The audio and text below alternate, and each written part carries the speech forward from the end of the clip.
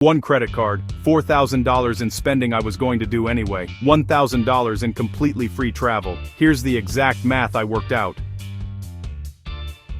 This is the card I recommend to everyone who's brand new to travel hacking. It's the simplest, most straightforward free travel you will ever get.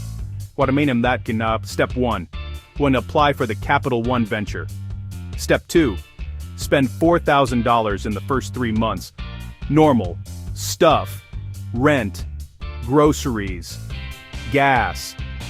You get 75,000 miles, that's $750 in travel, plus a $250 travel credit. That's $1,000 total. Here's where it gets powerful. Transfer to Air France and KLM's Flying Blue program. They run promo awards, Paris round trip as low as 15,000 miles. And pair this with the Google Flights Explorer map to find the best dates and going.com for error fare alerts. I covered both tools in other videos, links are on screen right now. Would you transfer the miles to Flying Blue or use them as straight travel credit? Comment your strategy. Waar staat is dan met den abonneren, common stedestable durs is a right answer, and most people actually get it wrong.